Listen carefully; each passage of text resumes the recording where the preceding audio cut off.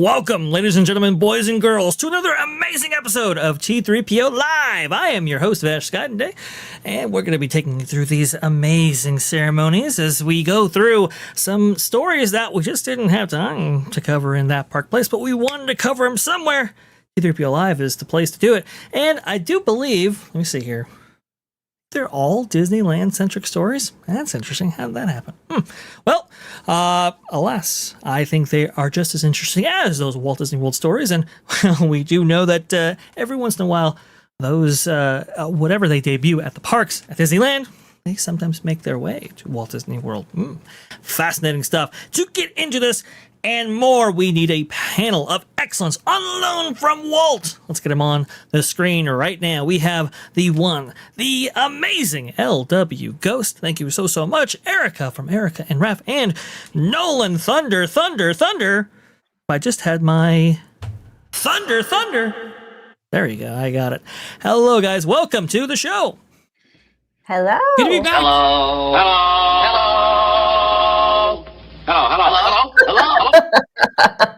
That's pretty apt. Well, that is not to suggest that the three of us are the Three Stooges, you understand, but still. Well, I thought it was funny. I still thought it was cute. I'm glad. I live. We could be a barbershop. We could still be a barbershop quartet if we want. There's four of us. Who's going to be Thurl Ravenscroft on bass? That's the question. Ooh, you. That's interesting. I like the. Ain't going to be me. I would be the grim grinning ghost, I guess it would have to be. But anyway. And here you are coming out to socialize. Oh, I love it. Fantastic stuff right here. Well, out there in the chat, everybody's thinking he's going to sing. My ghoulish pallor displays an aura of foreboding. Yes. Yes, indeed, it does right here. Oh, this is a truly fascinating story right here. Oh, I cannot wait to get into it because, man, it really is something. It kind of hit me by surprise, actually, as I was scrolling through Mice Chat's amazing updates that they do every single week. They kind of embedded something that was very, very interesting, and I had to bring it to your guys' attention. Here we go. From their weekly update, the most stressful place on Earth? A new study analyzed TripAdvisor reviews containing words linked to stress. Things like crowds, overwhelming, frustrating, and anxious. The results? Disneyland ranks #1 With a bullet. among U.S. tourist destinations and #5 in the world. And it isn't alone. 6 Disney parks cracked the global top 20. There you go, folks, right Mr. here. Vash, I have to ask, where are the Chuck E. Cheese locations with all the kids at? Where are those? They did Well, not crack in the the list 80s. there, Nolan. You know, you have to ask, is it about being there or about getting there? Because remember, the old tagline on the Jungle Cruise used to be, now we come to the most dangerous part of our journey, civilization and the Los Angeles freeways. So That's a good point right there. that's a big part of the stress, I think. Indeed. Well, yes. I mean, the stress getting there has definitely got to be part of it, right? But I think there are things unique to Disneyland that not even Walt Disney World shares, and we'll definitely get right into them. But here you go. Disneyland Resort, Anaheim, California, with 16 million annual visitors, with 34.06% of all the reviews that were studied by on the TripAdvisor website coming in with stressful reviews right there. I think that's very profound, very interesting, with the Las Vegas Strip over there.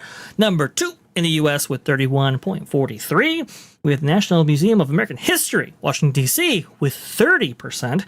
#4, the Gateway Arch in St. Louis, Missouri, which I have heard is very stressful indeed at 26%. And Disney's California Adventure with 5 million annual visitors. It's a little bit low, but that's with 24%, 24.37 to be precise right there. And way at #10 actually is Walt Disney World at 20%. The question, natural question is, why is Disneyland so distinctly different when visiting than Walt Disney World? You would think Walt Disney World, well, you have to get on a plane, you have to actually get out there. You're spending, tens of thousands of dollars. Whereas maybe you're not spending quite as much to get to Disneyland. Walt Disney World has 4 parks. People try to pack it in. Why is it so distinctly different? And why is Please, there such a Stanley, your difference with thoughts? DCA? I mean, why are there 4 other places in between when they're side by side? You would think it would be more or less the same for both. You would think so, Lou. But Disneyland stands out above the rest right here. I think it's just a very fascinating discussion. Do you guys have any idea as to I've why always the wondered Disney this, resorts? actually. Please. No, I've always wondered this because I've never been to Disneyland. So I have this very actual question. What if we were to go to Disneyland, what's the stress we would be encountering and the difference between Disney World and Disneyland in that regard? I've actually been wondering that for a long time. Yes. I have a few theories, but I kind of want to suss out maybe what your initial thoughts are regarding this whole thing. I think it's nuts. I'm kind of shocked because I would have thought Land and World US swapped them completely because my experience is at Disneyland, if you land a decent enough hotel in the area, you have a lot of different opportunities to get over there. If you're close enough, you can walk over, you can Uber, you can Lyft. Like, there are a lot of options, and honestly, it felt like a pretty safe, not too stressful area, all things considered, at least at the time, from my personal experience there. World I can understand because you kind of need to have some kind of degree from some Disney university in order to just figure out how to navigate this dang park and how to buy into all their experiences. Like, there's just so much to account for, and it is probably one of the #1 family destinations in the world. So there's going to be a lot of kids, a lot of strollers, stress levels can be very high. There's a reason they push the drinks so hard there, so to speak. Like, I'm just in a state of shock that Land is the one that's landing at the top. Looking at this footage of the twain, a thought occurs to me. How recently were these polls done? Because it could be that Disney World is less stressful because there's less at Disney World anymore. There's no Rivers of America. There's no Dino Land. You have fewer choices, and therefore that's less stress because you're stuck with whatever they've decided to let you have outside the construction walls. It's an interesting point. Well, go ahead, please. Oh, no, I was just wondering, Vash, so correct me if I'm wrong. Now, that Disney World, it is all of the parks, right? Disney Springs included? That's not just Magic Kingdom? No, yeah. Yes, the that's whole Walt thing. Disney Yeah. World, and that's very interesting because they actually distinctly separate Disney California Adventure and Disneyland from its resort infrastructure right there. So it's a good point to be had right there. I think when looking at the list and seeing Disneyland at the top of U.S. tourist destinations, I think you have a lot of people, and this could be the problem with a list like this, right? With a study like this, and it could show some flaws. Remember, they're analyzing keywords in TripAdvisor reviews, right? And for an annual pass holder population, a population that visits so frequently, you would be most inclined to leave a review if you had maybe a bad experience attached to your visit. True. Upon revisits and so forth. So that might be upping the ante right there. But when getting into why Disneyland Resort might be at the top, I have to think that the theme park reservation system, which has been largely done away with at Walt Disney World, but is still very much enforced at Disneyland, has to be part of this equation. That's right probably here. it. You're right. I mean, the reservation system is a very stressful thing, and it doesn't much matter whether you're a theme park like a ticket holder or whether you're a Magic Key holder. Magic Key holder, I would say, disproportionately very, very stressful, right? Because I've heard so many instances where people actually wake up and they go, I'm not feeling well, but I have a reservation for the day. Let me go ahead and cancel it. They cannot cancel on the same day. They either have to go down to Disneyland to check in and check out, or they have to take that strike. And again, if you take 3 strikes within I think it's a 90-day period, you lose the ability to even go to Disneyland for a period of time. Even though you might be still paying for your Magic Key, or maybe you have it all paid off, it does not matter. You lose your ability to visit if you get 3 strikes within a period of time. That's a big, big deal. And I think that adds to the stress level, along with a host of other things. But what are your thoughts on that specifically? I think you've hit it. I really do. That makes a lot of sense. Yeah, I've heard it so frequently. Now, Dusty Sage actually has additional commentary that I wanted to go ahead and read it for you all. So let me go ahead and read this. Here's how Disney parks ranked on the list of world's most stressful tourist destinations. Number 2 in the world is Tokyo Disney Sea with 40% stressful reviews. Number 4 is Tokyo Disneyland with 34% stressful reviews. Number 5, obviously, Disneyland with 34.06% stressful reviews. Number 9 is Hong Kong Disneyland with 27.34% stressful reviews. And number 15, California Adventure with 24.37% stressful This reviews. is from TripAdvisor, right? Which is largely an American and UK thing. That is true. So a lot of that stress for all those overseas parks could just be about the language barrier too. Yes, I mean, And it's... another Well, please, go ahead. Another thing to keep in... Oh, sorry. Sorry to walk on you there, but another thing to keep in mind, too, if most of these reviews are possibly coming from, like the American side of things, you could be getting a lot of, people traveling across country. And honestly, if you're doing an excursion to another country, you probably have a lot on your mind. And I assume that, I could be completely wrong here, but you're probably going to get more people who opt to complain about a very expensive trip than give accolades online about how great it was. I mean, of course, here we like to celebrate, all the good things of a theme park, but I think people are a little more inclined to spend that much of their time if they're going to complain. Am I wrong on that? Yeah, I think you're right. And especially TripAdvisor, I notice when I see a good review of anything, a restaurant, hotel, and suddenly there's a scathing one, and I go look where that person's from. 9 times out of 10, it's the UK. Yeah. So it's not just me that the UK people. Do you guys think they're picky, or do you think they're valid in their I complaint? think the ones I read are kind of trying too hard, but that's just me. That's just an anecdotal experience. I don't know, by and large. I think they can be very picky, and one of the reasons why that might actually be is because, well, they're spending tens of thousands of dollars to get across the pond and get into an experience like Walt Disney World or Universal Orlando. Now, the very interesting thing about this survey here was that the other parks that landed in the top 20 are Canada's Wonderland and Toronto, with a whopping 67% of reviews flagged as stressful. That's crazy. Universal Studios Japan landed at number 3. SeaWorld Orlando took number 7, and Universal Studios Hollywood came in at number 11. A lot of local parks in there, a lot of regional parks. The one park that didn't actually crack the top 20 from when I looked at it was Universal Orlando. Nothing there actually was up there, which I thought was very profound, and I think maybe speaks to the quality of the experience that Universal provides in the Florida area. That epic. Yeah, I guess it was. So why do theme parks stress us out? This is Dusty Sage here. According to the study, among the top visitor complaints are long queues, restricted operating hours, premium pricing, unpredictable weather, and the, quote, weight of sky-high expectations for heavily marketed destinations that often promise more magic than they deliver. We certainly recognize the stress many visitors have had with the happiest place on earth, quote, high prices, park reservations, the inequities of Lightning Lane, for sure. Frustrations with restaurant reservations and a lack of places to sit and relax all make a park visit challenging. But we also think that, please. If I were voting that list, Vegas would get number 1 by far, and for a lot more reasons. And Vegas is number 2, but please go ahead. Well, I mean, first of all, it's gotten insanely expensive as it gets less and less.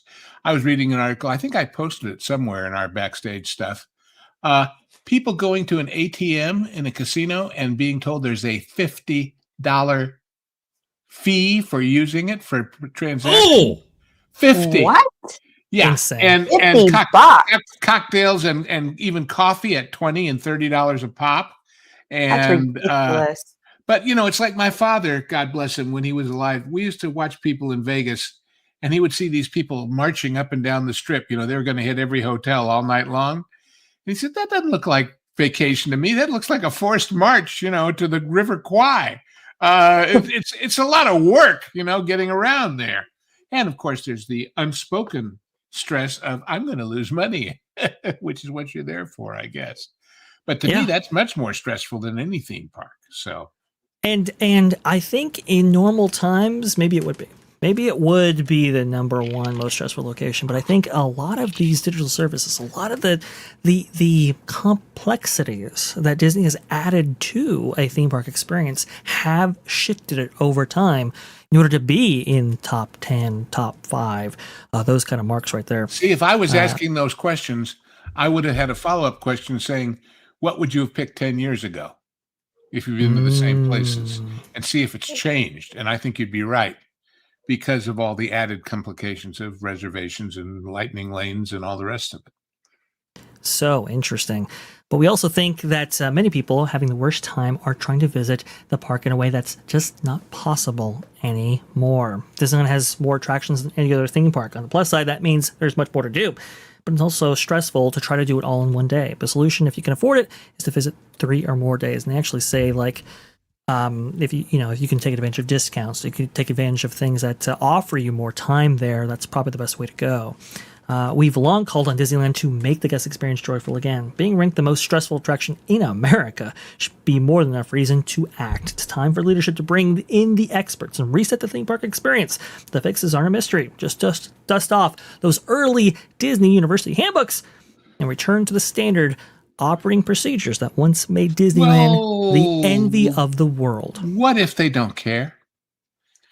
What if they kind of like it because they figure they're offering the high-priced super duper lightning lane stuff as a solution, right, to your stress? Hey, we'll take care of it all for you. Just pay us a couple of $100 a day. Yes, that's what they're selling. They're selling relief from a pain they have already created themselves. Defunctland's Fast Pass video actually expertly crafts this, in that it's a monster, right? And that it's grown to such an extent that they have to keep constantly feeding it. And in order to solve a problem they themselves created, well, now they're charging for a lightning lane, which have the consumers pay to fix our problem. It's genius. Well, make the problem in the first place with the eye to doing that. Right. And how's that working for them? Look at that stock. Yeah. Well, we don't give financial advice, but don't buy any. That was really interesting. Not dead with any of it. People are bringing up the fact that Josh D'Amaro being in the kind of the the hot seat here in order to become the next Disney CEO. We've talked about the 4 that have been on the table before, and it looks like Josh DeMauro is winning that race right now. And Dusty Chase has this to say about that as well. Josh DeMauro, who runs the Parks and Cruise line, was once Disneyland's president and surely knew that cast members were being underpaid. This is in relation to that $233 million lawsuit that they just settled with the cast members, both former and current, of Disneyland. He's also the architect of the park's mobile everything system that helped make Disney the most stressful theme park operator in the recent study that we just cited. But Disney can't keep sliding backwards with fans, employees, and investors all at once. Iger's retirement could be the moment to reset, to signal a return to creativity, quality, and the value that once defined the brand. The money above all approach of the Chapek era hasn't been scrubbed away.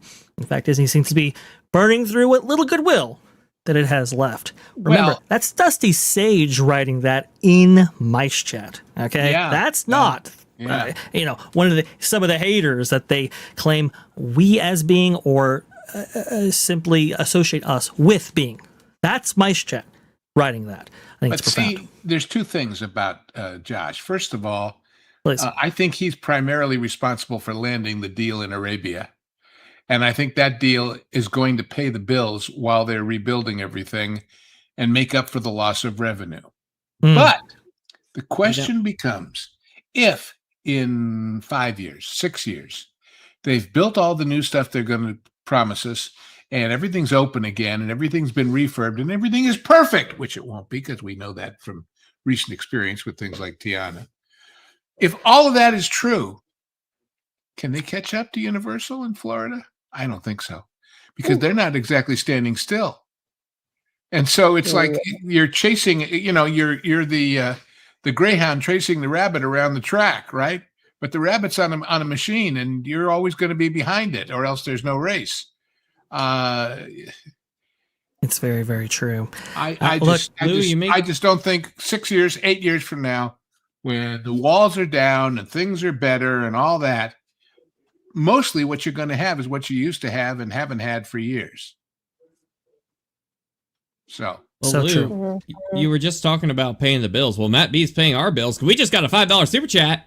Ooh, nice. Matt B coming in here with the 499. Any rumors on when Spaceship Earth might reopen with Stardust down and other issues that Epic might put that off to next year? Vash, I know you agree. Yes, I do agree. It's one of the reasons why I didn't initially jump on going Epic Universe out the gate, because I kind of knew it's like, they're going to have some growing pains. Every single theme park operator does when they first open, and every single ride encounters issues when it first opens, especially with the technological innovations that they've been crafting over there at Epic Universe. And it isn't just theme parks.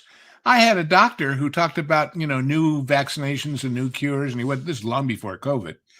But he said, I don't like to be the first guy to try something or the last guy to try something. I like to wait and see if they get the bugs out. And somewhere in between is where I'll start giving it to my patients, That's a good point right there. Anyway.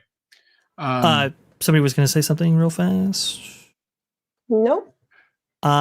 Spaceship Earth, when it's supposed to open, I think is the question on here. When they get around to it.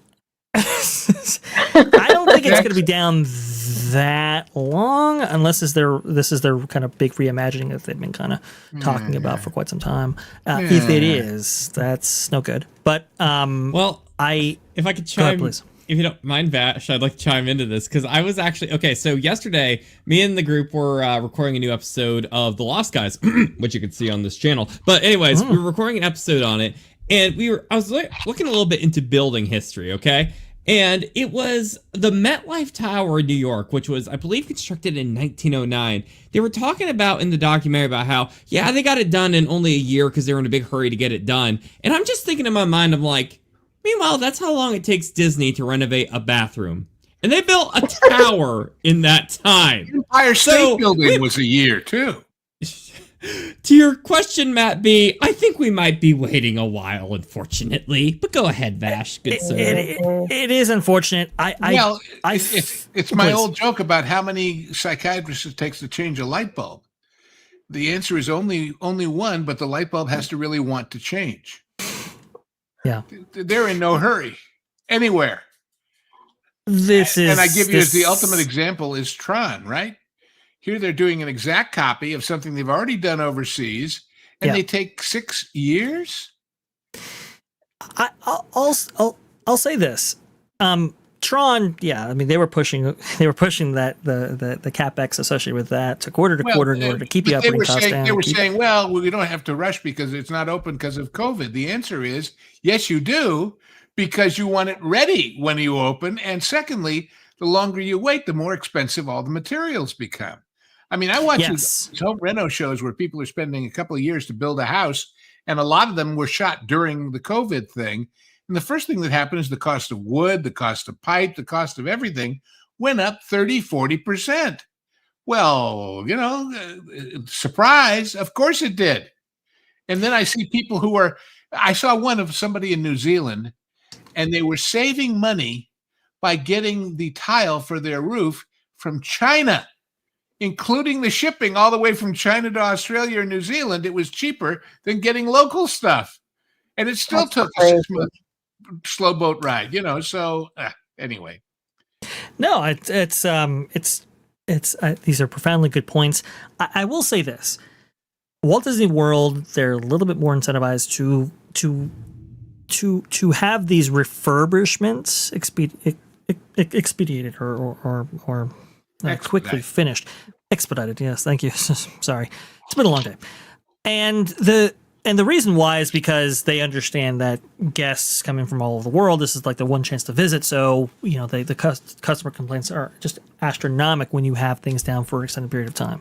And because of the loss of capacity at so many of their other parks and so forth, I don't think they're inclined to let it be closed for too long. But we will see, obviously. The only thing worse than a new ride taking forever to be built, and a time when fewer people are going, but the diehards who want to remember their fond childhood memories, is to pay 3 times as much money for half as much stuff in all the stress or expense, and get there and find out the one thing you really love is closed. The thing you came most to do is shut down and will be for the next year and a half. Oops, sorry you missed it. That's not exactly, as they used to say, making memories that you want to make, so anyway. Indeed.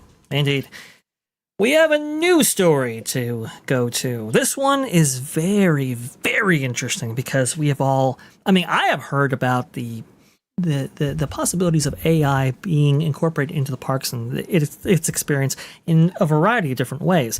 I never thought it would take this form, but, this is the modern Walt Disney Company, I suppose. Blog Mickey, Imagineering explores the use of AI glasses within theme parks, September 19th, 2025. Meta, the parent company of Facebook, recently held a presentation to offer an update on its AI glasses. Is that her nose or is that a Groucho Glasses nose? Oh my gosh. Goodness gracious. Well, Meta has partnered with Ray-Ban to create the Meta AI glasses. The Ray-Ban Meta glasses have achieved millions in sales worldwide and are one of the leading smart sunglasses on the market. Given its success, Meta is opening up a platform to allow third-party companies to create unique experiences using the on-device sensors. One company that is getting in on the ground floor is Walt Disney Imagineering's research and development branch. And here's the latest.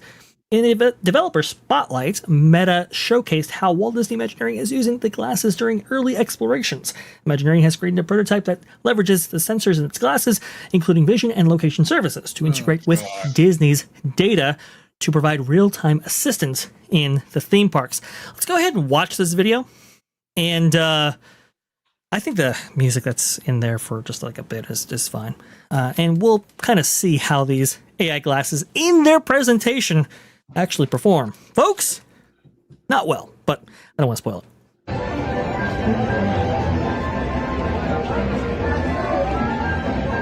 What's that? How can I ride it? That's the Mark Twain Riverboat, a classic Disneyland paddle boat. It's nearby and you can board for a relaxing 14-minute cruise. It's interesting how they would start out with the Rivers of America at Disneyland. Even though that's the most recent thing they closed. So yeah, it didn't add the thing. And by the way, you can't do this in Florida anymore. Yes, they left that part out right there. But alas, here you go. Here's where it goes off the rails. Where can I get a gluten-free snack? Tropical Imports, right by you in Frontierland, has fresh fruit, Cuties mandarins, and other gluten-free snacks. Want to check the menu? Okay. Tropical Imports would not be in Frontierland, it would be an Adventureland around the corner behind you. Exactly. On nearest proximity as the crow flies, not on actually where you can go, right? Yes, yes, indeed. It's on the other end of this structure, The of this backside facility of all right here. these buildings, exactly. Right. Now, the vantage point where she's looking, actually a B-roll of that right there is what she's looking Yeah, at. She's looking right. at She's the down front there of at the the end of the row of shops that used to be Pendleton before you get to the Golden Horseshoe. correct. And to the right of this Columbia/Mark Twain dock is a snack stand very similar to Tropical Imports. And I'm surprised the AI didn't send her that way because it's well within walking distance of where she's Well, at. And it's if you twisted her head to the left or the right, does it make a difference? mm-hmm. It's literally measuring how many feet away, as I say, as the crow flies, she is from something. And well, I mean, we all know AI is stupid, but Yes, and it said it was in Frontierland. Listen to it again. It says it's in Frontierland. 4-minute cruise. Where can I get a gluten-free snack? Tropical Imports, right by you in Frontierland. In Frontier,land It's like, come on. How do you not get that right? because, of course, when we think of the frontier, we think of the tropics, right? Yes, indeed. I mean, doesn't the name give it away? Jeez. You can also see some other demonstrations here. Where can I get one of those? You can get that poured keychain nearby at the creature stall here in Galaxy's Edge. What's this ride, and is it appropriate for my 4-year-old? This is Finding Nemo's Submarine Voyage. It's gentle, family-friendly, and perfect for young kids, including your 4-year-old. Hey, Beta, Pirates of the Caribbean currently has a short wait time. Want directions? Yeah, that sounds great. How do I get there? Once you get to New Orleans Square, Pirates of the Caribbean will be just ahead on your right.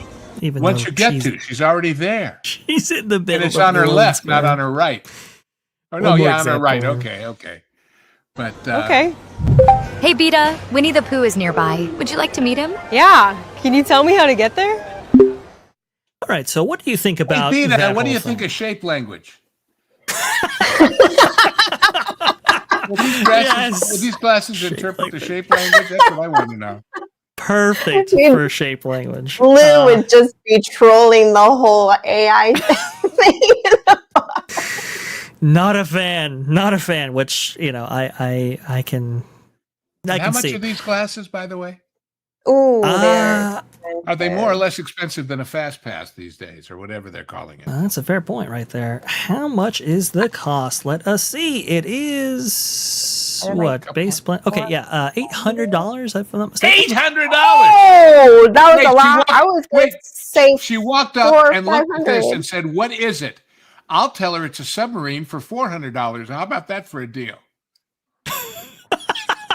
I mean, I I was guess thinking $400 or $500, but $800, well, hey, Yeah. and it comes with the technology built in. Like, I'm not understanding how these work. Because they're like, okay, first of all, let's can I just state the obvious here? What Please. you have is the My Disney Experience app on glasses. right. Yes, I mean it's essentially what that is, right? I think the idea is, okay, if you have glasses already, this will, Disneyland, right, will be incorporated in such a way that, it'll just tell you exactly how to navigate the park, which... Yeah, is this coming from some transmission in the park, or is it programmed into the glasses and they're interacting with said transmission? I mean, in other words, it's like, in the early days of like the Garmin navigational stuff, you had to buy new chips for different parts of the country. Is that what this is, or is it all built in? I think it's all built in. At least that's how the article is written. So it connects to obviously it connects to the park Wi-Fi. That's what I'm gathering. Either park Wi-Fi or your phone's Wi-Fi, or maybe it even has its own separate plan. I'm not quite sure, but these are all very, very prominent questions right here.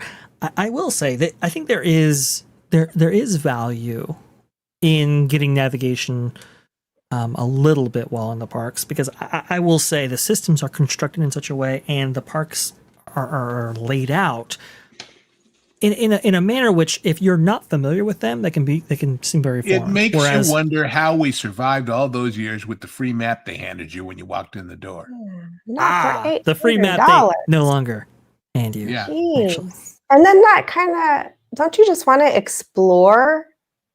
Doesn't that kind of take the fun out of it, of just walking around and exploring and kind of finding things? I would like to see her say, organically? what does she call it? Does she say beta or whatever? There's a name like Siri or whatever. I want her to say, "Hey, I'm lost," and she could say, "Yes, you are. In fact, you're right in the middle of nowhere."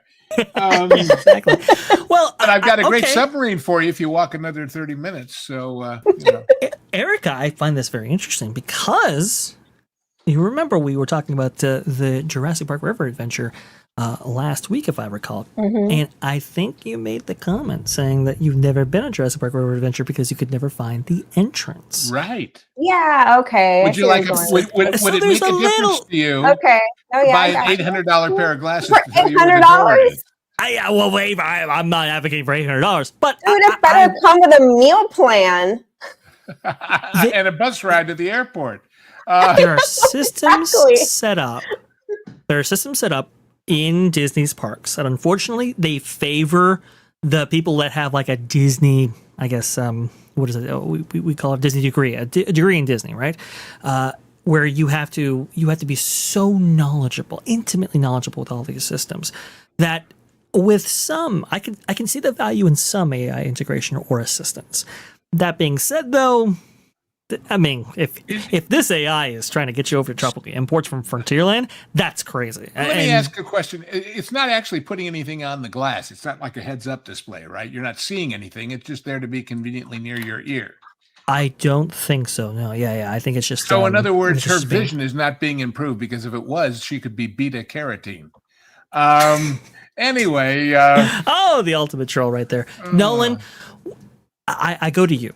Now I'll go to you to conclude this segment right here. Do you think there is value here? Do you think we'll get to a point in which this becomes viable for even maybe people who have been to Disneyland dozens of times? Or do you think it'll always be kind of, I guess, on the drawing board or in a presentation like this one? You guys remember back in 2013 or so, I believe it was called Google Lens. It was like those smart glasses they were really trying to push. Oh, yes. They have been trying for years and years. They want to jam this stupid tech so far down our throat to where it's like, hey guys, you guys can always be on your phone every waking moment of the day. People at Disney have been adamantly clear, enough of the phones. And it's all going to come back to public pushback, because it's more practical. But going back to, as we've talked before, about how do the FastPass system like implement with the viewer experience. And the reality is you're using FastPass in order to navigate a mess that they have created. It's the same thing here. These glasses are here to solve just how crazy complicated Iger and Damaro have made the Disney World, Disneyland experience. And I'm sure there are going to be people who are going to buy into this thing because they want convenience. I am a FastPass purchaser because I like convenience. But the reality is, it's stupid. It is so stupid. Go ahead, Lou. Let me ask a sort of a financial question here. Are they expecting people to buy these glasses just so they can go to Disneyland with them? Or are they saying, if you have them anyway because you're a tech geek, here's something else you can do with them? And if they're saying that, if they have it and Universal doesn't, is that going to decide your decision as to which park you're going to go to in LA? If you already own the glasses? Is it like, well, I think I'll go to Disneyland because it talks to me there and it doesn't over there at that evil, awful. It's a very interesting place. I don't think it's a differential worth, making a financial choice that way. Assuming you've already, you're rich and you have the glasses. This is kind of like, the little droids walking around and the Spider-Man thing. It's like, look at us, we got neat tech. Yeah, but you're not a tech company, Disney. Honest, you're not. Right. You're an entertainment company, and how entertaining is it to be told a submarine is a submarine? And the 4-year-old that isn't visible anywhere near you will enjoy it. They should I have at love least how had they- somebody with a kid to see if would my kid like it, in the Well, love movie. that. people go online and they research stuff, what's going to be good for their family. They map out their Right. theme park vacation before they go. So this really isn't a need. It's not even a want. Yeah, I mean, mean- I think it's very limited market. Like Lou said, I think if you already have the glasses, will you be swayed to go to Disneyland in order to utilize some of these No. services? Maybe, maybe, but it's yeah. Even Erica's saying no. I don't find it. Because But the look, average person doesn't have that kind of money to just throw around. I mean, Right. look where we are in the economy, where we've been. People are very tight with their dollar right now, and it's been that way, and that's not going to But change for a while. That's the hoi polloi. That's not the people this is aimed at. That's not the privileged few. This is for the privileged few. How dare you even suggest that everyday people would? I mean, it's just such it's such an elitist piece of junk. And by the way, but what does it do anywhere else? Obviously, at Disney, it's feeding off a Disney feed coming, as we said, over Wi-Fi or whatever, specific to that area. But if I'm just walking down Rodeo Drive, is there one? If I'm just walking down, I mean, look, it's back. Speaking of Rodeo Drive, when I was in film school 100 million years ago, the guy came from Magnavox Philips with the very first laser disc machine. I mean, we're talking 33 1/3 big record size discs, not the little ones we have now. And they were promoting it as a fantastic education tool. And they showed us a video, and it was great, of walking down the Champs-Élysées in Paris. And if you wanted to go into this store, you moved the joystick, and boy, you went in there. And if you wanted to go down that street, you could. It was infinitely controllable and awfully damn impressive. And then the guy said, imagine how this will be for classrooms, how this will revolutionize the classrooms. And I raised my hand, since I was the you-know-what in the punch bowl, as always, just like here, even all those years ago. I said, excuse me, when do you expect this to take over the classroom? He said, within the next year or two. I said, really? I said, so who's going to pay to get rid of all those umpteen thousand Bell & Howell 16-millimeter projectors? bingo. And there was a long pause, and they changed the question, I mean, Yeah. And this isn't replacing, it's replacing the free map, right? It's telling you more than you wanted to know. I just want to know, how do I get a smoothie? And you wanted to tell me I'm in the wrong land and I should go there. And oh God. Now, At least your eyes are up, right? They're not sunk into your phone. I think that's been a refrain But you're not from seeing a lot of anything. critics. And you're not seeing anything. It's all strictly audio, right? That's true, but I would rather have it be audio than visual, because Maybe, I but do you want to can't get the experience. density of information in audio because there's a time factor. I That's a can't fair read you a point. paragraph while you're have a standing there waiting to go on to the next thing, because you're not going to be patient enough to do that, and nor would anybody else.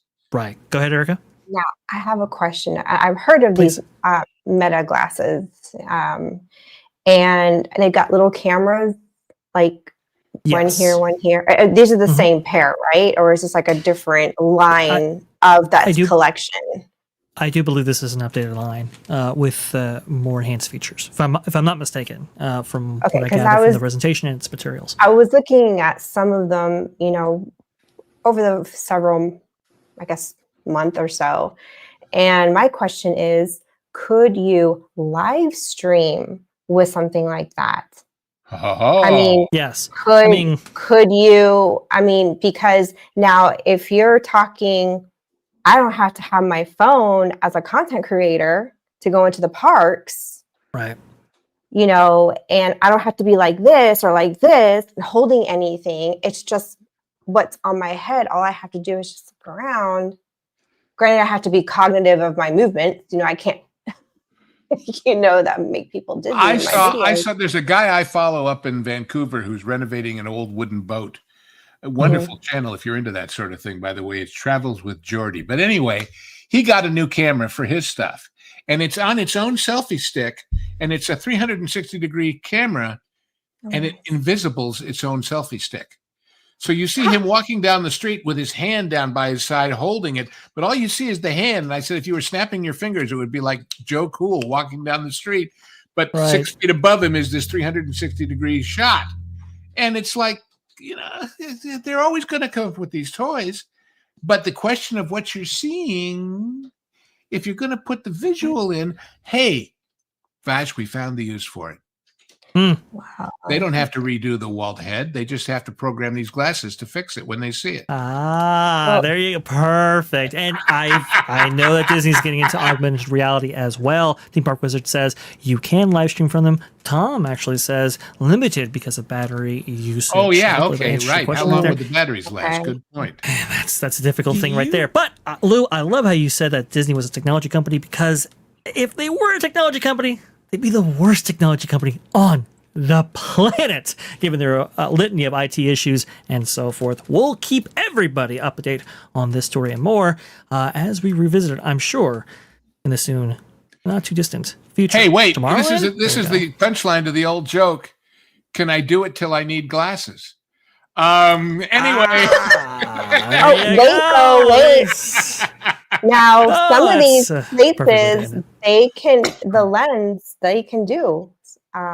They might be able to do a prescription because the technology is in the lens. It's like in the frame. Yeah. You're going to get a prescription. If you're spending this much money, Could you you're going to get that for sure. that? Oh. It's possible. Go Shogi! With $5, could they possibly want these glasses to hit big for future tech? The more augmented reality you utilize, the less physical items that you need. Very interesting. In other words, you don't have to go to those stressful theme parks. You can just sit at home in your room and pretend you're there. Yeah. There's no fun in that. Not to mention, I don't think so. Like not to mention, if you're treating your employees bad behind the scenes on like crunch, kind of like in the video game industry, you can hide it behind closed doors. If you're treating your cast members poorly, like these upper management, it's out in there for them to see. Keep it all digital. You don't need to own nothing. Still be happy, everybody. No, that's no good. I hate to be a wet blanket. I really do. Honest to God. But we all know, oh boy, the internet, it's going to be fantastic. What is the most searched, most watched thing on the internet? Oh no. I don't know. Starts with a P and ends with an O-R-N. Oh, okay. Yeah. So that's what these glasses are going to get used for. They just are. It's just the nature They're of the already beast. used for that. Well, there you go. That's a whole other It's story right there. What happens when the two merge and you say, what's that? Oh, that's a submarine, but there's also a pole dancer inside there or something. I don't know. It just shape language, everybody. Remember, shape language. Shape language, indeed. Thank you so much, Go Jogi, for that. The thing I've heard about AR versus VR, are people going to more likely be trying to go into a world they will escape into, or are they going to be more likely to take on a world they can't escape from, right? That's the AR, VR type. We're getting into Tron territory here. It's very interesting. They want to be out in the sun and enjoy people and physical things. You retro sticking them with you. This is a very interesting time for the Walt Disney Company to debut this little beauty right here. From Culture Crave, Disney Plus is raising its prices again next month. What? $19 with no ads, the fifth increase since launch, more than double what it cost 6 years ago when it made its original debut. So when all those people who canceled because of Kimmel want to come back on, are they going to pay the higher price because they're new again? I suppose that is exactly what they're going to do. The Disney Plus and Hulu bundle with ads will increase from $10.99 a month to $12.99 a month, and Disney Plus, Hulu, HBO Max bundle with ads will increase from $16.99 a month to $19.99 a month, starting October 21st. What happens when you add ESPN and the sports betting? Yeah. Oh, well. If you have to ask, you can't afford it, is the answer to that question. Pretty much. I mean, that's what I've heard from everybody following this whole thing. Why debut this now? My question to you guys. This is a very volatile time. I mean, it's Disney. Why ask why? A year ago, they put this on the schedule, and it's going to happen come hell or high water on that schedule. And nobody bothered to think, wait a minute, maybe we shouldn't do this now because they don't connect with each other. It's like when they Very what interesting. was it, 3 months ago that they announced that the prices are going to go up again in 2026 for the parks. I mean, we all kind of know the prices always go up, but that wasn't exactly the most politic thing to advertise either when people weren't going anyway. So better go now because it's going to be more expensive to look at those empty walls when next time. No, I'm looking at this, right? You people are angry and upset both ways when it comes to Jimmy Kimmel. One, that he was canceled or I suspended, I suppose, and then two, you have people who don't like that he has made his triumphant return here with Bob Iger and Dana Walden apparently working on an agreement with Jimmy Kimmel that he's going to be unchained. That's going to be very interesting. A lot of people put, they stated the fact openly on social media that people should cancel their Disney Plus subscriptions, and now of all times that they choose to raise this price right here. What's going through the head of the Walt Disney Company right now? This is either a nice, happy coincidence, or this is some fifth dimensional chess right here, because it's like, it's the perfect ploy. Get them to boycott the service, have them come back because now it's okay to do so, and then raise the price at that convenient time. Maximum profits, baby! I think this is a happy, just so happened to happen sort of situation. I don't think this was, because honestly, if there's one thing I've learned about the Walt Disney Company, they're not very good at predicting the future. We've seen that with a lot of their rides breaking over the years and movies flopping. I don't think they were thinking this far ahead. I just think this landed at the perfect time for them. So they might just Homer Simpson their way into some profits here, but good for them. But somebody on the previous show, when I was watching, said something to the effect of a lot of people are reevaluating their ownership, membership, whatever in Disney and Hulu, and they realize they really don't watch it that much because there's not much there. So dropping it is no big deal. And maybe they're paying $10 or $20 a month for something they're not using, and you add it up, it adds up. So this isn't going to bring them back. Hey, that thing you never watched much at all and that you realized you could do without, well, now we're going to charge you more. Well, what additional value have they added in order to justify these price hikes? They've gotten rid of a lot of content like Willow, for example, and they really haven't added anything substantial as far as I'm concerned in order to justify the increase in prices here. They've added to their content repository Ahsoka, Acolyte, Mandalorian Season 3, that's just from Star Wars, I suppose. Very forgettable Marvel shows and a whole host of other things that people just simply aren't watching. They're watching Netflix right now. They're watching Crunchyroll for my anime friends out there, right? They're watching a lot of other services and it's being reflected in the ratings that we see from Nielsen on a weekly basis.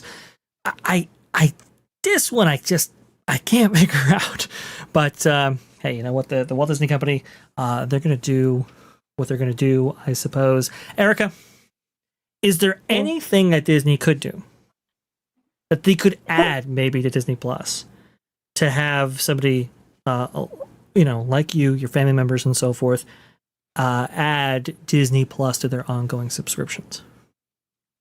Bring back the entire vault that we were promised from the beginning. I love that.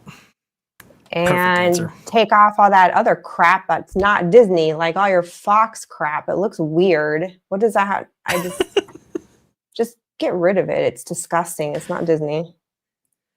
They've under-leveraged those brands to a crazy extent. Lou, I think it would have been amazing for them to bring back the Fox properties, maybe have it distinct from the Disney Plus banner, but maybe have a tile within it or something like that. There's so much IP that they've ignored in the Fox purchase. When you think Disney, do you really think The Simpsons? No, you don't. True. You think Mickey Mouse and Tinkerbell and Haley Mills, from back in the day. I just saw Haley Mills on a British thing. She's still going strong at God knows what age. So good for her. Oh, I love her movies. This is a very interesting one. And I think everybody has heard the news now. You have Sinclair and Nexstar actually dropping Jimmy Kimmel from their stations right there. You have major markets right now that aren't going to be hosting Jimmy Kimmel when he makes his triumphant return there. And we've heard there might be as high as a 50% blackout depending on who gets involved in this whole thing. It's just a disaster right now. To debut a price increase in the middle of all this hostility towards them, not a shrewd move. But go ahead, Luke. I found it amusing that when Nexstar joined the club of people not doing it, in their official notice, they put in, by the way, you can still find it on various streaming locations, saying, we're not interested with commercials, but if you want to go get it for free somewhere, have at it, have fun.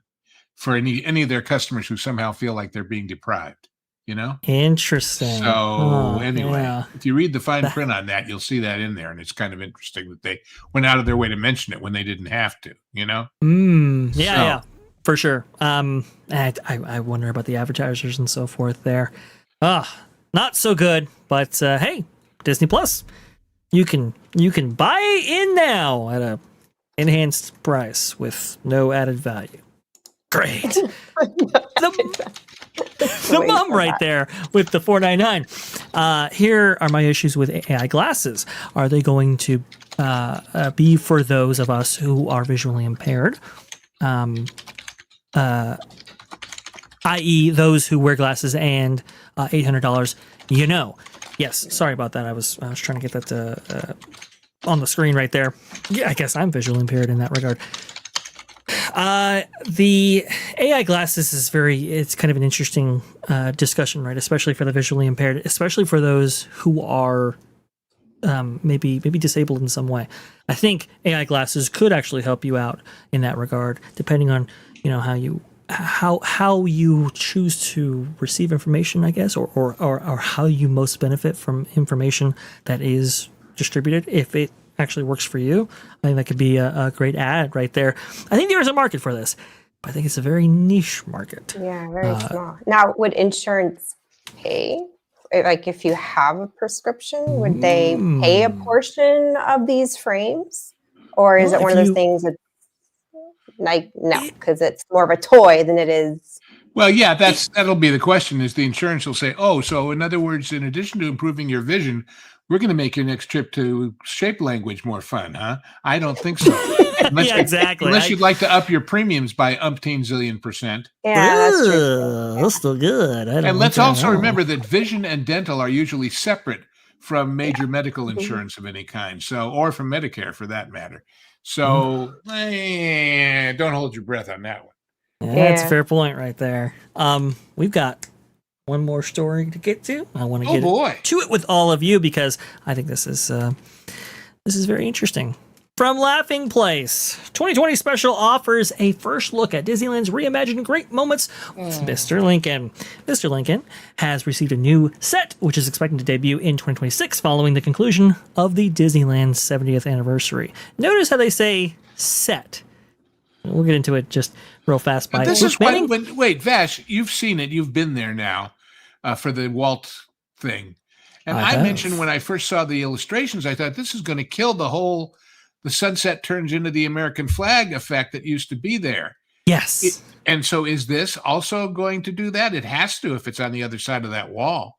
Yes, it is going to kill that effect because that wall is still there. I don't know how many other people, when I hear the word reimagine, I get chills and worry.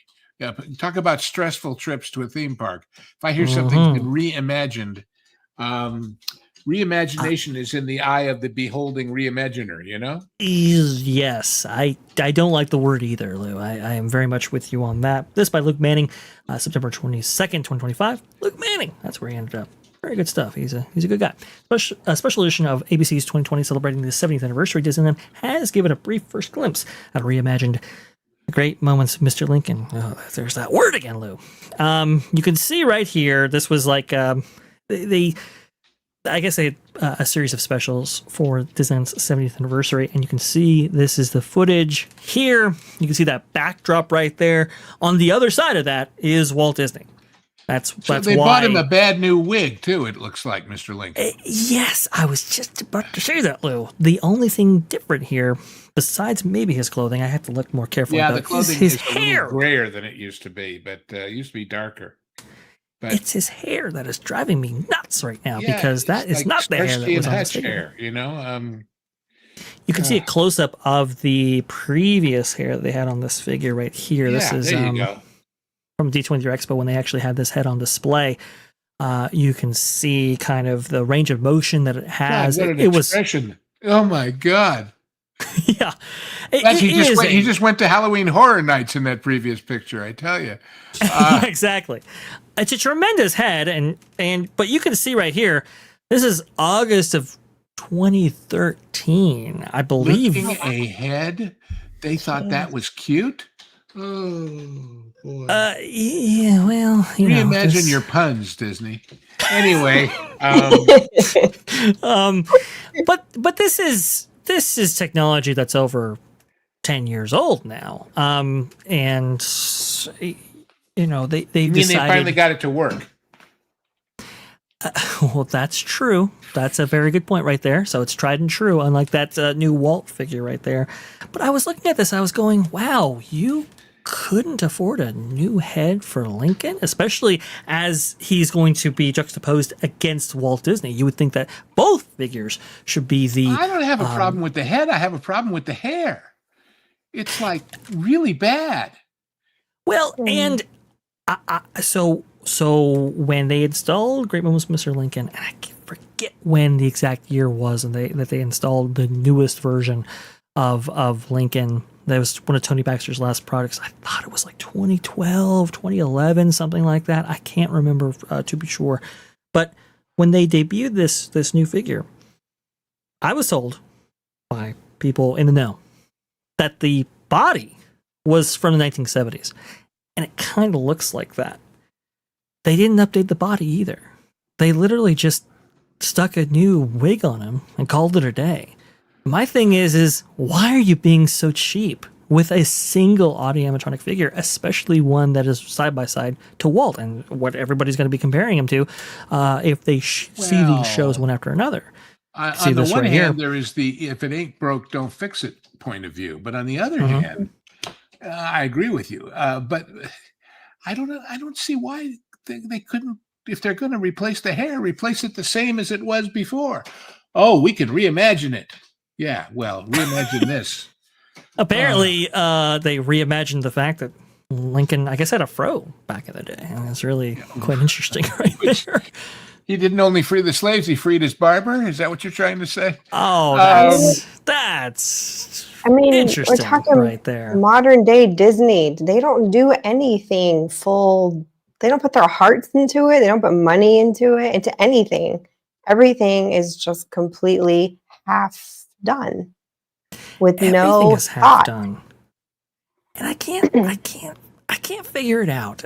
Nolan, why is it that whenever Disney does something, they do the bare minimum now? It's not even like, back in the day, it was like, you know what, let's go ahead and give them all that we can give them. That's what Walt actually said. And those were some of his last words that he left with the people that were going to be in charge of his company beyond him. Nolan, why? Why is it that they can't just seem to spend just a little money on these parks that are bringing in so much money overall for the Walt Disney Company? Well, I can't even pretend to say that, I've been there on the field firsthand, so to speak. Like, I know what's going on with these Imagineers, their bosses, Josh D'Amaro, all of them. But what I can say is, it's a lot of proof in the little things, budget cuts at certain places, not enough time for certain Imagineers, not enough experience for certain other Imagineers, we do meme a lot about, hey, Tron took 3 years to make, or took too long to get this animatronic working right, or they never got it right in the form of the animatronics that say Tiana's Bayou Adventure at Magic Kingdom. The reality goes that there is a critical problem here of someone at a very powerful position not having the right say on where to allocate budget, experience, and a good work culture. And whatever this work culture currently is, it's producing subpar material from what the audience is used to. And when Disney World is literally in the top 10 most stressful places on the planet, that probably means people are spending a lot of money there. And when people spend a lot of money, they expect the same kind of attention of the entertainment that serves the rich. And they are getting something that's more along the lines of their competitors. And that is disappointing. Well, you know, I just hope he doesn't get up and start talking about being a bee and going from state to state to gather up the army to fight the Civil War. So, because that would be a mistake. Geez, I remember seeing the first one at the World's Fair and all of them since. And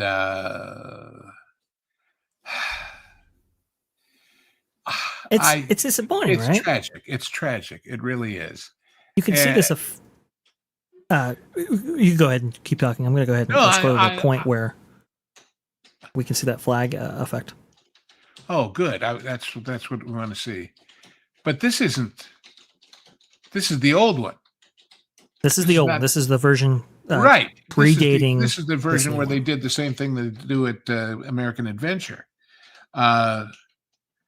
with the sun coming up and the stars, which they took from a movie they made, by the way, in World War II. But anyway, it's just really sad. Go ahead. No, it is. It's terrible. But for God's sakes, if they don't want Americana, and we saw that in your story earlier today about the revisions for the scripts for the people playing Tiana and company, right. They sure as hell don't want the American flag 80 feet wide.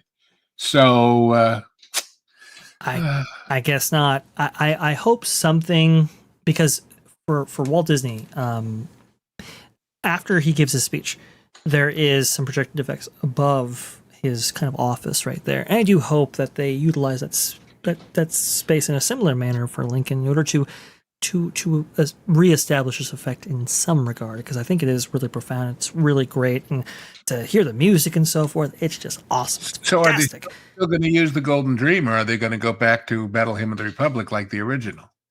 Well, the Battle Hymn of the Republic did actually play in this previous version. It's interesting because Tony Baxter, this was, like I said, this is one of his last projects. And one of the things he wanted to do was bring it back to the original show that Walt originally directed back in the 1964-65. But they do show the Brothers thing first, right? Or do they? Yes, they do. Mm-hmm. Okay.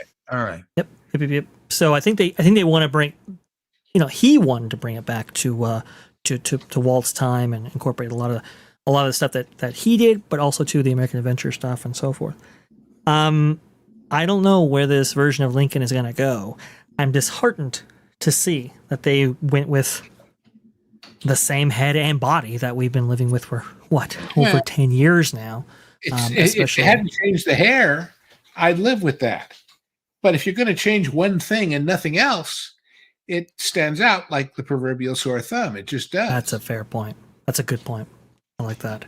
I mean, at least the one thing about the Walt thing is we had nothing to compare it with other than the real guy. But with this, we have a history. And, messed up on both sides of the turntable. Come on, Disney. Let's get it together right here. It's an impressive head, though. And Blaine Gibson's statue from the life mask, right? Yes. So, yeah. Anyway. It's super good. That is really what he looked like, because it was taken from his real person way back when. And so, I mean, that was a man who was caricatured in his own time and since viciously, So the image of him that went out to people in those days, especially when there was very little photography going on, Brady was just starting to do that. We probably know him better from this, as far as accurate, than most of the people of his own time did who never saw him in person. That's a good point right there. Oh, wow. So profound. So profound right there. Yeah. Once in a while I get it right, but the skills of the sculptor and the talents of the artist. That's so good right there. Blaine Gibson. I'm already hearing the music behind you saying that, you see. Exactly.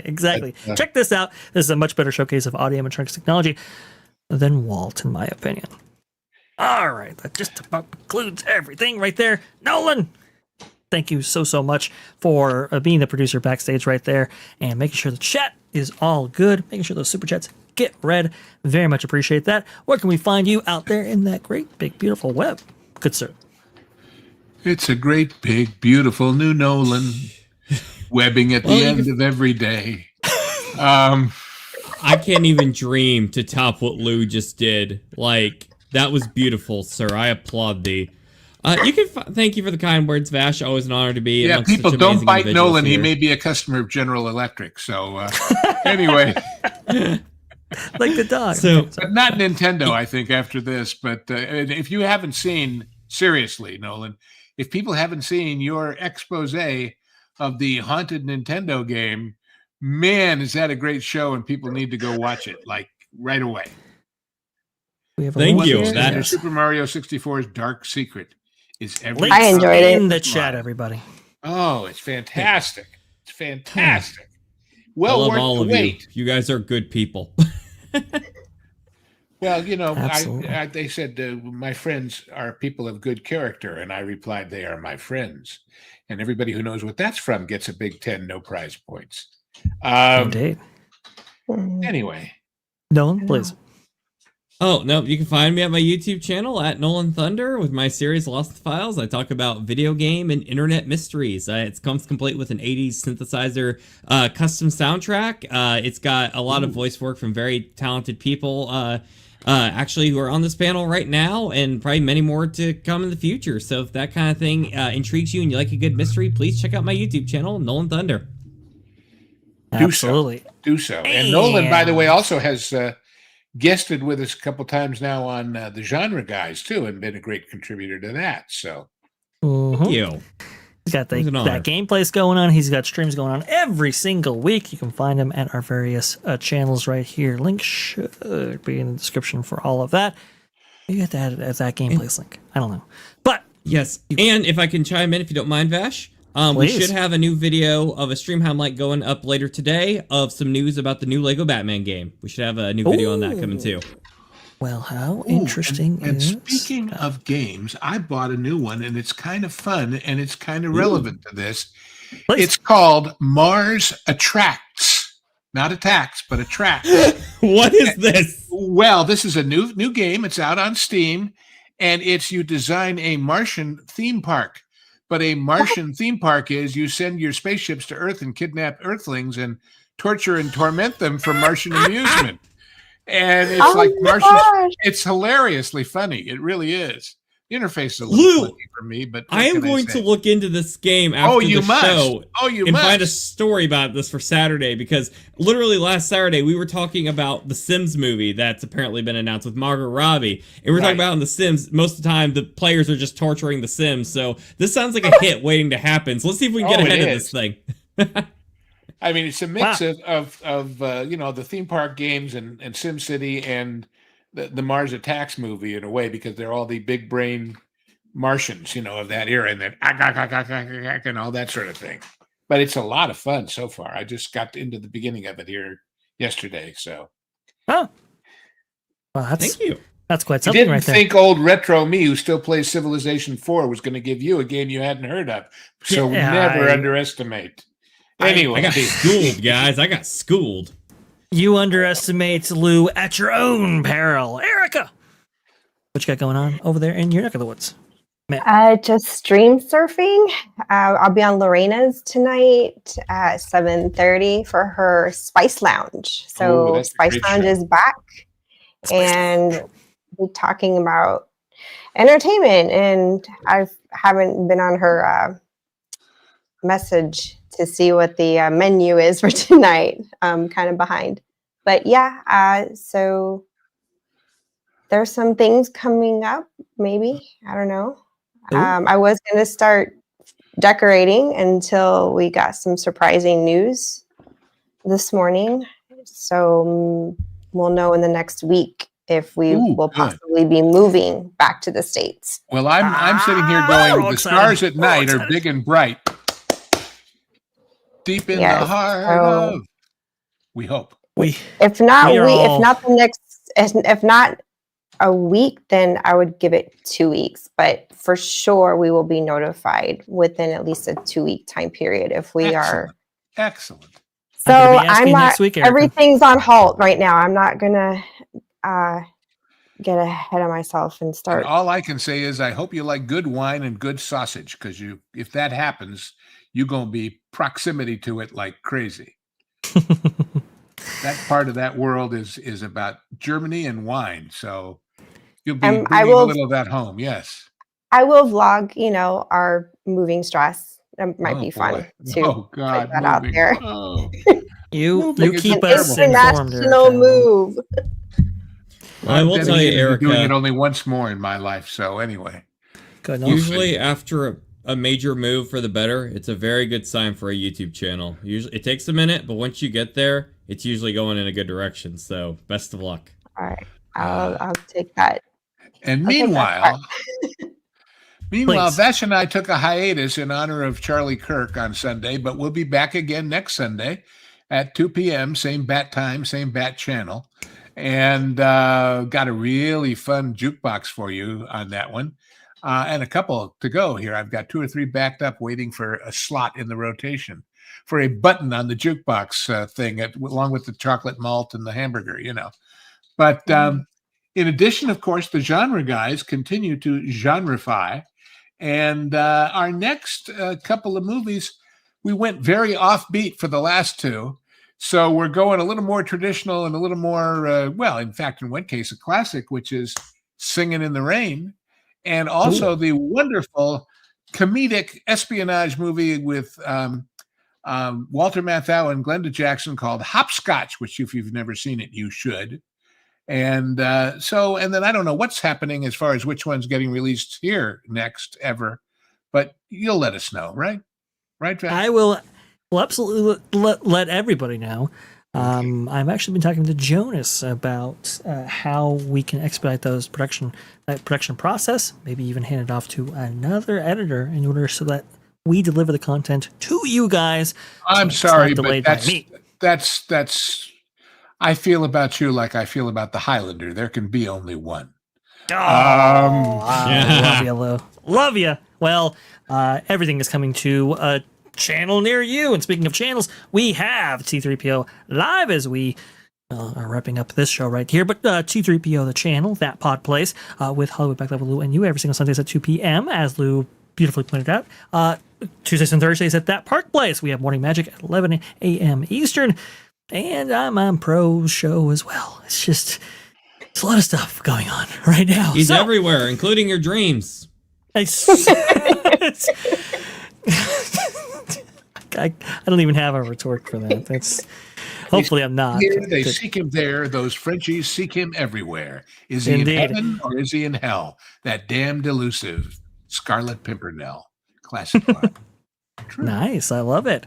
Yeah. Well, we have everybody going to an amazing place right now. It's Barry Place 28, actually, who wasn't able to join us, unfortunately. But he is visiting, I believe, Disneyland during Oogie Boogie Bash tonight at 6:30 our time. That's going to be 9:30 Eastern. So we'll go ahead and get you on over there. That way you can just have the tab open, and when it comes on, you'll be the first to see it.